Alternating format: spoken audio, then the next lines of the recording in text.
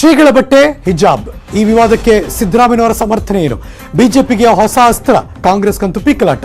ಶ್ರೀಗಳ ಗುಡುಗು ಸಿಡಿಲು, ಎಲೆಕ್ಷನ್ ಟೈಮ್ನಲ್ಲಿ ಕೈ ಕಂಗಾಲು. ಈ ಹೊತ್ತಿನ ಸ್ಪೆಷಲ್ ನ್ಯೂಸ್ 18ನ ಬಿಗ್ ಕವರೇಜ್.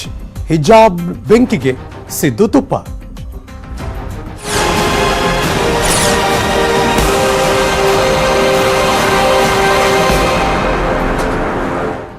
ಸ್ವಾಮೀಜಿಗಳ ಕುರಿತು ಸಿದ್ದರಾಮಯ್ಯ ಹೇಳಿಕೆ ಕೊಟ್ಟರು. ಇದರ ವಿರುದ್ಧ ಬಿಜೆಪಿ ಈಗ ಕೆಂಡಾಮಂಡಲವಾಗಿದೆ. ಸ್ವಾಮೀಜಿಗಳ ಬಗ್ಗೆ ಮಾತಾಡೋದಕ್ಕೆ ನಿಮ್ಗೇನ್ ಹಕ್ಕಿದೆ ಅಂತ ಪ್ರಶ್ನೆ ಮಾಡ್ತಿದ್ದಾರೆ. ಸಿದ್ದರಾಮಯ್ಯವರ ವಿರುದ್ಧ ಸೊಗಡು ಶಿವಣ್ಣ ಗುಡುಗಿದ್ದಾರೆ. Breaking news.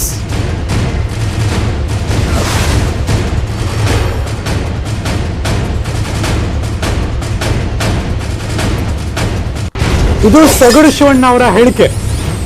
ಸಿದ್ದರಾಮಯ್ಯನವ್ರದ್ದು ನಮ್ಮದೇ ಬ್ಲಡ್, ಆದ್ರೆ ಈಗ ಮೀರ್ ಸಾದಿಕ್ ಬ್ಲಡ್ಗೆ ಕನ್ವರ್ಟ್ ಆಗೋಗಿದೆ. ಕನಕದಾಸರ ಹೆಸರು ಹೇಳೋದಿಕ್ಕೂ ಇವರಿಗೆ ಹಕ್ಕಿಲ್ಲ. ಗರಂದಾರಿ ಕೆಲಸ ಮಾಡ್ತಿದ್ದೀನಿ ಅಂತ ಕುಡಿತಿದ್ದಾರೆ. ಸಿದ್ದರಾಮಯ್ಯನವರಿಗೆ ದೇವಸ್ಥಾನಗಳಲ್ಲಿ ಬಹಿಷ್ಕಾರ ಮಾಡಬೇಕು. ತುಮಕೂರಲ್ಲಿ ಮಾಜಿ ಸಚಿವರ ಮಾತು. ಸೊಗಡು ಶಿವಣ್ಣ ಹೇಳಿಕೆ ಕೊಟ್ಟಿದ್ದಾರೆ.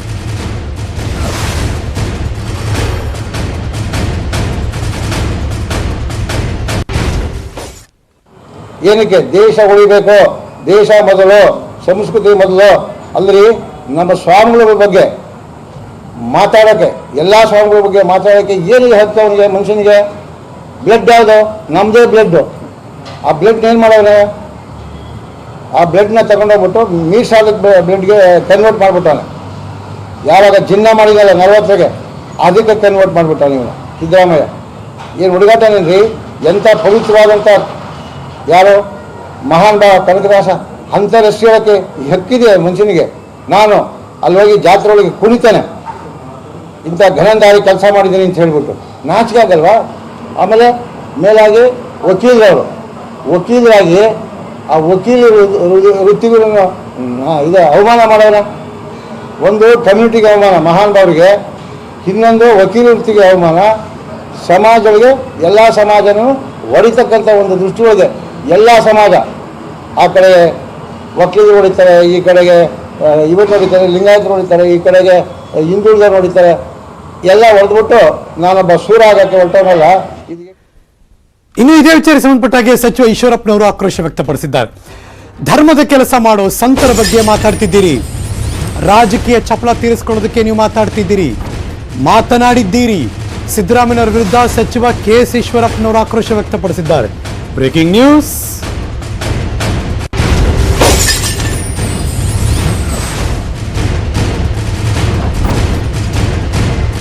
ಹಿಜಾಬ್ಗೆ ಸಾಧು ಸಂತರ ವಸ್ತ್ರ ಹೋಲಿಸಿದ್ದು ಅಪರಾಧ, ನೀವು ಕ್ಷಮೆ ಕೇಳಬೇಡಿ, ರಾಜಕೀಯ ನಿವೃತ್ತಿ ಪಡ್ಕೊಂಬಿಡಿ. ಭಂಡ ಸಿದ್ದರಾಮಯ್ಯ ರಾಜಕೀಯ ನಿವೃತ್ತಿ ಪಡೆಯಲ್ಲ ಅಂತಂದ್ರು. ಸಿದ್ದರಾಮಯ್ಯವ್ರನ್ನ DKC ಪಕ್ಷದಿಂದ ವಜಾ ಮಾಡಬೇಕು. ಹೇಳಿಕೆ ಖಂಡಿಸಿ ಹೈಕಮಾಂಡ್ಗೆ DKC ಪತ್ರ ಬರೀಲಿ. ಚುನಾವಣೆಯಲ್ಲಿ ಕಾಂಗ್ರೆಸ್ ಹೇಳ ಹೆಸರಿದಂತಾಗುತ್ತೆ ಅಂದ್ರು KS ಈಶ್ವರಪ್ಪನವರು.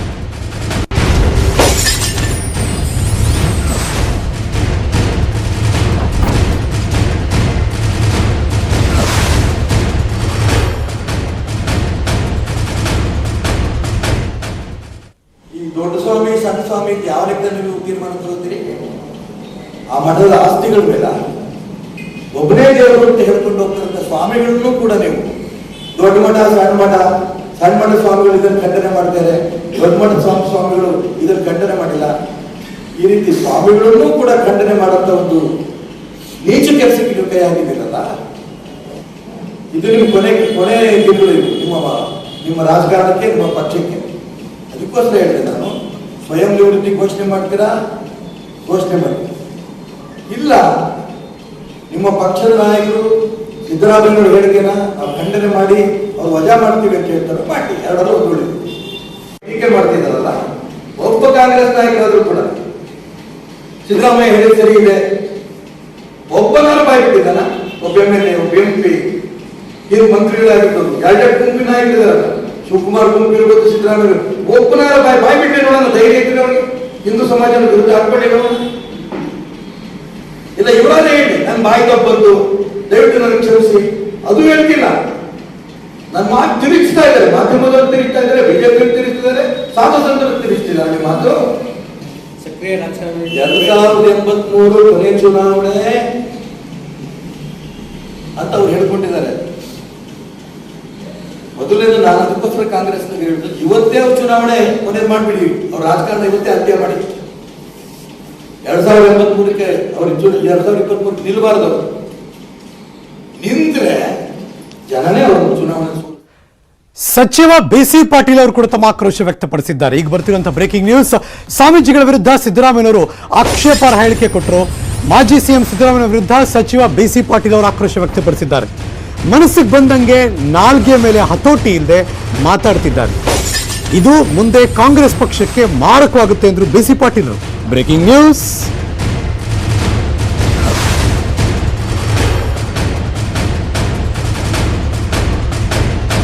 ಕಾಂಗ್ರೆಸ್ ಪಕ್ಷಕ್ಕೆ ಇದು ಮಾರಕವಾಗುತ್ತೆ, ಪ್ಲಸ್ ಆಗಲ್ಲ.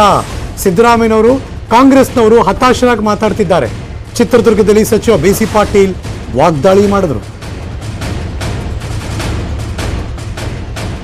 ಸರ್ಕಾರ ಅದನ್ನ ಯೂನಿಫಾರ್ಮ್ ಅಂತ ತೀರ್ಮಾನ ಮಾಡಿದ್ರೆ ಅದನ್ನ ಹಾಕ್ಬೋದು. ಯೂನಿಫಾರ್ಮ್ ಅಲ್ಲಿ ಅದಿಲ್ಲ ಅಂತ ಹೇಳಿದ್ರೆ ಅದನ್ನ ಹಾಕಕ್ಕಾಗಲ್ಲ.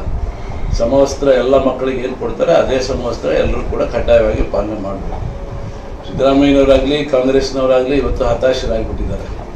ಇವತ್ತೆಲ್ಲೋ ತಮ್ಮ ನೆಲೆ ಕಳ್ಕೊಂಡಿದ್ದೀವಿ ಅನ್ನೋಂಥ ಭಾವನೆ ಅವ್ರಿಗೆ ಬರ್ತಾ ಇದೆ. ಹಾಗಾಗಿ ಮನಸ್ಸಿಗೆ ಬಂದಂಗೆ ನಾಲಿಗೆ ಮೇಲೆ ಹತೋಟಿ ಇಲ್ಲದೇ ಮಾತಾಡ್ತಾ ಇದ್ದಾರೆ.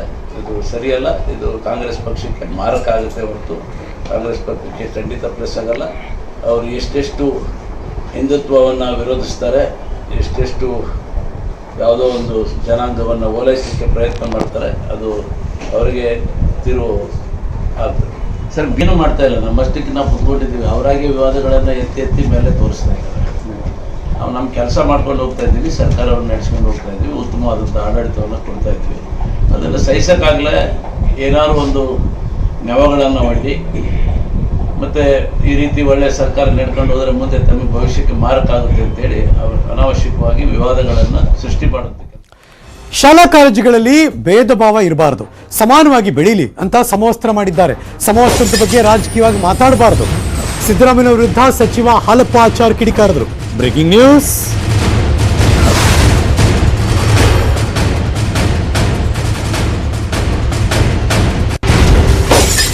ಸಚಿವ ಹಾಲಪ್ಪ ಆಚಾರ್ ಅವರ ಕಿಡಿನುಡಿ, ಸಮವಸ್ತ್ರದ ಅರ್ಥ ಗೊತ್ತಿದೆ, ಮಾತಾಡಬಾರ್ದು.